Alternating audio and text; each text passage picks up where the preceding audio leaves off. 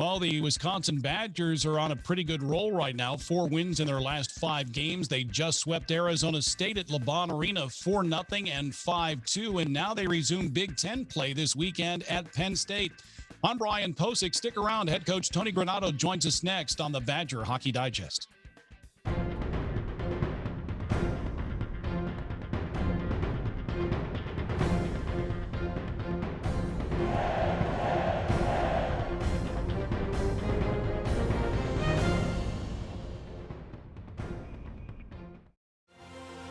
It's back. The return of the prestigious Learfield IMG College Directors Cup, honoring college sports excellence across all competitive divisions, both men's and women's sports. Follow along with L Directors Cup on Twitter or online to see which schools will be taking home a first-place trophy in June for their season-long success. Learfield IMG College Directors Cup, a premier institutional award jointly launched in 1993 by USA Today and NACDA.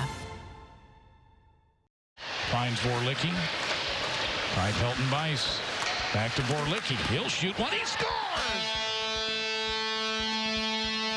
I tell you, both games, 5-on-5, I thought you dominated play. And at times it seemed like in the offensive zone, almost toying with Arizona State, just trying to find shooting lanes. And if you stay out of the box, and generally this works for most good teams, you stay out of the box, you give yourself a heck of a lot better chance of winning. You do. You know, they had some players that were really good offensively. They were averaging 4 goals per game in their last 10 or 12 games. So they're a good team. And skilled players, if you play them tight defensively 5-on-5, sometimes they don't get the feels or the touches on the puck enough to get into the game. And then you get them a power play all of a sudden, and then all of a sudden they get a little bit of time, a little bit of space, and they get to their game. And we were able to, you know, for the most part, up until that major penalty, we did a really good job of being disciplined in the series. We had a call early in the game that got Arizona State a lead, which, you know, was a call that we didn't see or understand. We had too many men on the ice call against us where I think the ref just made a mistake and saw something that wasn't there. But unfortunately for us, we got a couple calls that went our way, and we ended up capitalizing on the power plays and took advantage of that. So it was kind of a weird first period, you know, to start the second game. We came out of it okay. And then again, like you said, the second period, our offensive zone time was probably the best period we've had all year about controlling the play on their end.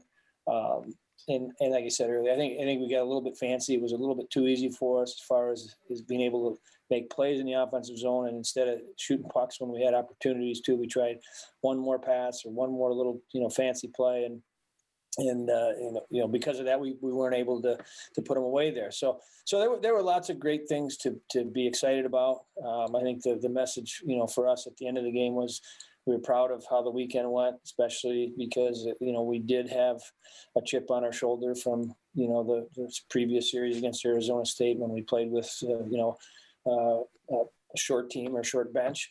And I think we handled it the right way. We played hard. We played physical. We let Arizona State know really right from opening faceoff that we were ready to compete and find ways to win 2 games, and we were able to do that. As we've talked about, special teams were key on in Game 2 on Sunday. And you know, we know that you have the talent on the power play to put the puck away. It hadn't produced any goals since the Christmas break, but 2 on Sunday. And you know, it's fun watching those 5 skaters move around the ice together and exchanging places. Linus Weissbach, Cole Caulfield, Dylan Holloway, Ty Pelton Bice, and Roman Ashawn. That's a tough 5-some to stop. It is. And you know, the Minnesota series and the first game of the series there, the puck movement was good. We just weren't getting the results. We had a couple plays the night before in the first game where they looked like, you know, they were going to execute and tap one in the back door or they were going to be able to finish, and didn't happen. But you know, sometimes when that happens, it's important that you stay with the plan and the principles of what makes your power play successful. And last night we were able to do that and capitalize on our first 2 chances, which was big. And that was pretty basic. I mean, you get back to the top, we get a shot from the point, from the top, it went through and got in.